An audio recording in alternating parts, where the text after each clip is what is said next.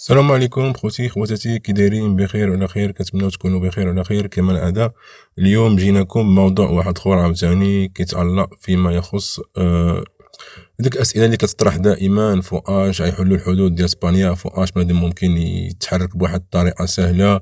فؤاش ممكن ان انسان جاي من فرنسا يرجع يدخل اسبانيا؟ فؤاش انسان بغى يطلع من اسبانيا لفرنسا ولا يمشي لبلجيكا ولا يمشي لهولندا؟ هاد الحلقه هادي او مثلا هاد الفيديو هذا هو إجابة من طرف أو من عند واحد المسؤولة اللي في الحكومة الإسبانية، اللي هي الوزيرة ديال الخارجية اللي سميتها أرانتشا غونزاليس لايا. فهاد الصحيفة الإلكترونية سميتها إل أوبريتيبو دارت مع واحد المهم كاين فيديو هو كاين هنا، نخليكم في الآخر الرابط.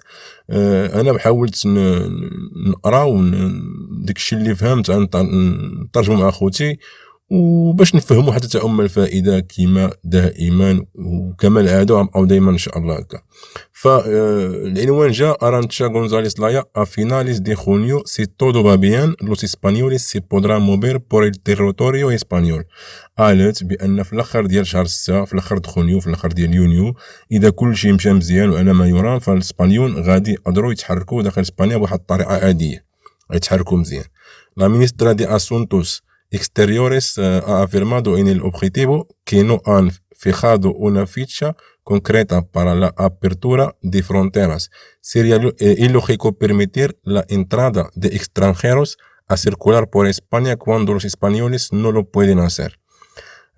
قالت بأن جاوبت لها الجريدة هذه وقالت لها بأن الحكومة مازال كاع ما حددت واحد التاريخ معين لفتح الحدود، يعني كانت على مضبوطة، وقالت بأنه ماشي منطقي ماشي واقعي اننا نخليو الاجانب ديال اللي خارجين من اسبانيا انهم يدخلوا لاسبانيا ويتسراو فيها بحريه، وحنا اصلا باقي المواطنين ديالنا ديال داخل اسبانيا باقي ما قادرينش يتحركوا بين داخل المدن ولا بين المدن الاسبانيه. هادشي ماشي واقعي وماشي منطقي.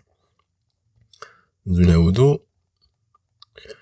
La ministra de Asuntos Exteriores, Aranda González Laya, ha indicado en el objetivo que el gobierno ha fijado una fecha concreta para abrir las fronteras. Sin embargo, sabemos que cuando lo hagamos, queremos hacerlo en condiciones de seguridad para aquellos que puedan entrar en España, pero también para los ciudadanos españoles dentro de nuestro territorio, ha manifestado.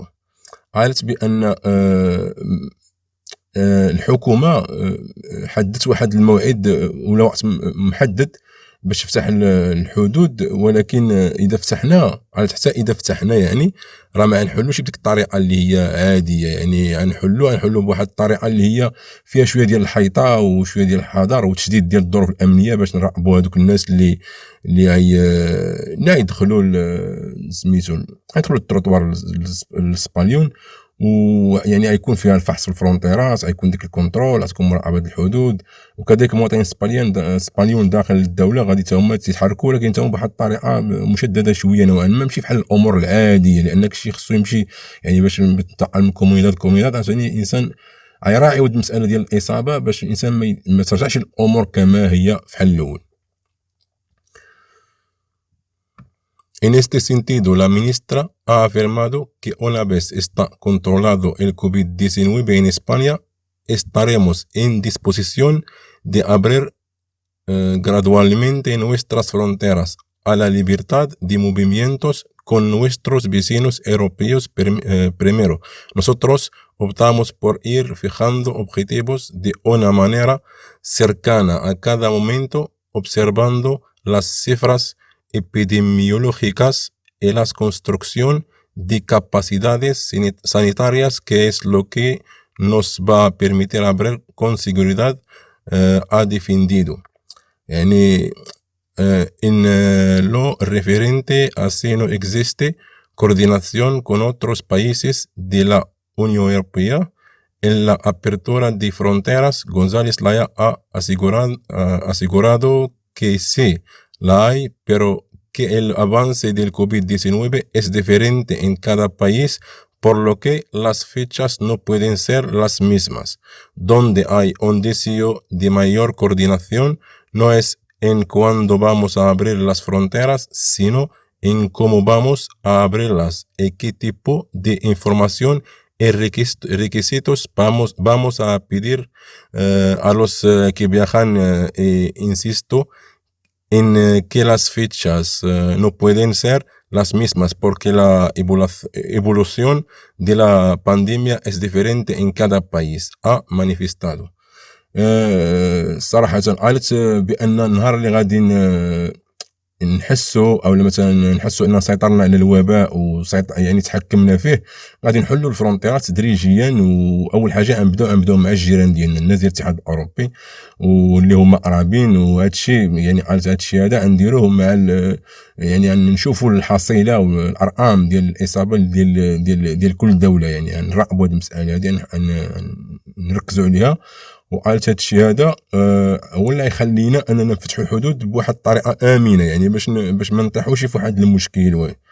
وكذلك قالت سولتها على التنسيق ديالها مع الدول ديال الاتحاد الاوروبي باش يحلوا الحدود مع بعضياتهم. قالت لا، قالت ماشي ضروري يكون واحد نفس التواريخ اللي موحده باش نحلوا، لان كل دوله قالت غادي تشوف الطريقه اللي صالحه لها، او يكون واحد التنسيق في الكيفيه ديال فتح الحدود. يعني كيفاش يعني كيفاش الطريقه ما يمكنش، لان يعني كل واحد عنده واحد الطريقه اللي غيطلب بها المعلومات، ولا داكشي اللي غيطلبوا من عند المسافرين اللي داخلين وديك الاجراءات اللي غيديروا. يعني كل دوله عندها واحد الخصوصيات ديالها وغتقوم بها. Asimismo la ministra ha vaticinado que a finales de junio habremos terminado o estaremos muy avanzados en la fase de desescalada si todo va bien. Entonces habremos ganado un espacio de libertad individual para los ciudadanos españoles para que se mueven en territorio español, y entonces estaremos en medida de imaginar la libertad de movimiento para los extranjeros que quieran entrar en territorio español, ha señalado. قالت هنايا في الاخر ديال الشهر ديال الستة ولا في الاخر شهر يونيو نقدروا نكونوا سالينا او مثلا رفعنا الحجر الصحي بواحد الطريقه تدريجيه اذا مشات الامور هكا على ما يرام. من بعد يقدروا كاع المواطنين يتحركوا بواحد الحريه في اسبانيا. بعد اول حاجه نبداو بالمواطنين الاسبانيين يتحركوا داخل في اسبانيا بواحد الحريه، وديك الساعه عاد نفكروا في المساله ديال الاجانب واش ممكن يدخلوا لاسبانيا، يعني استرانخيروس. مساله استرانخيروس هي الاخرانيه. Pero sería un poquito ilógico permitir la entrada de extranjeros que puedan circular libremente por España cuando los españoles no lo pueden hacer. No lo hacemos porque sean nacionales o extranjeros, sino porque todos tenemos ese enemigo común que es el COVID-19. Controlemos su avance, dobleguemos la curva de manera definitiva, y entonces podremos abrir espacios a la libertad de movimientos, ha afirmado la ministra de Asuntos Exteriores. قالت بان ماشي من المنطق، ماشي كما قلنا قبيله، ماشي من المنطق الاجانب يجيو ويدخلوا لاسبانيا ويتحركوا في وسط الدوله، يمشيو مثلا من الشمال ديالها حتى الجنوب ديالها داخل من فرنسا ويدخل بقى يتسارى هو حتى لمالاكا ولا يمشي لمدريد يمشي لبرشلونه. وفعلا ماشي منطق يا الاخوان. اذا دابا هنا كنجاوب الناس اللي كتسول، يعني باقي بنادم كيشوف راسو هو باقي محبوس في الدار، ما قدرش يفوت مثلا حتى المدينه ديالو، يفوت حتى الكومونيداد ديالو. بغيت تهود مثلا دابا انت في برشلونه، تبغي تهود مثلا غير من شي مدينه تابعه لبرشلونه، مثلا المطار تهود برشلونه، راه تسب الحدود يقول لك انت فين غادي، خوستيفيكاسيون، واش خدام، واش راه الورقه. يعني انسان باقي شايف راسو مسجون وباقي كيسول واش غتحلوا الحدود. يعني هي كتجاوب كتقول ماشي من المنطق ان بنادم يدخل اجنبي يتسارى في اسبانيا والمواطن باقي محبوس في الدار ديالو، ما يمكنش. وقالت هذا الشيء، هذه المساله هذه ديال واش ماشي ما عندها علاقه واش اسبانيوني ولا اجنبي ولكن حيت عندنا واحد العدو غير ظاهر، يعني واحد العدو ديالنا كاملين اللي هو كتعني هي كوفيد 19 يعني كورونا. قالت خصنا نحصلوا على واحد الاحصائيات مطمئنه بعدا ونشوفوا النتائج هذا كتحسن. من بعد غادي نعطيو اول حاجه للمواطنين ديالنا داخل اسبانيا انهم نعطيوهم يمارسوا واحد الحريات ديالهم كما كانت في الاول بواحد الطريقه طبيعيه، وتعود الامور الى وضعها الطبيعي. وديك الساعه عاد نشوفوا الساعه في سترانخيروس في اللي جايين من برا. Sobre el turismo, Arantxa González Laia ha dicho que entiende que es muy importante para este país.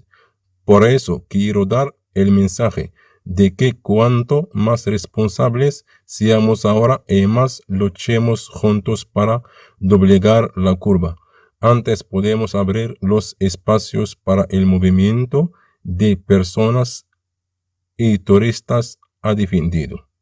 وقالت سولوا على السياحة وقالت لهم حنا عارفين بأن هذا الإعطاء هذا راه مهم وبزاف وكيلعب واحد الدور كبير في الاقتصاد ديال البلاد، وهاد المسألة بصح معروفة، راه الفلاحة والسياحة هي الدينامو ديال اسبانيا. قالت ولكن حنا كمسؤولين، حنا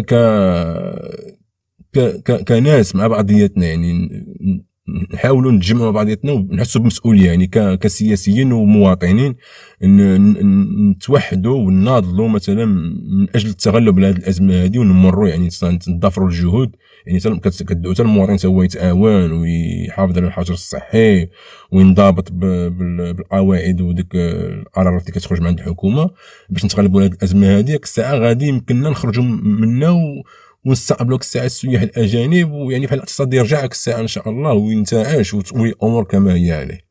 هادشي اللي كانوا الاخوان قبلوا علينا، حنا حاولنا غير نترجموا داك الشيء على قد الحال ونوصل لكم غير المعنى. فالرابط ديال هاد الصحيفه غنخليه لكم، وهذه راه هي وزيره الخارجيه ديال اسبانيا ارانتا غونزاليس لايا. دخلوا الاخوان وشوفوا وتاكدوا، ولا انسان شاف هذه المعلومه يعطيها لشي واحد ولا يبارطاجيها معاه. والاخوان واحد القضيه اللي بغيت نقول لكم، الانسان اللي شاف هذا الفيديو وحس بانه يعني عجبه وحس بانه محتوى ممكن ان نمشيو فيه، يدير شي جيم الاخوان باش نعرفوا باننا حنا كنديروا شي حاجه اللي هي كيقبلوا المتابعين ديالنا. هادشي اللي بغينا الاخوان وقبلوا علينا. كان معكم كما ديما اخوكم رشيد بقالي، تحياتي لكم، السلام عليكم ورحمه الله.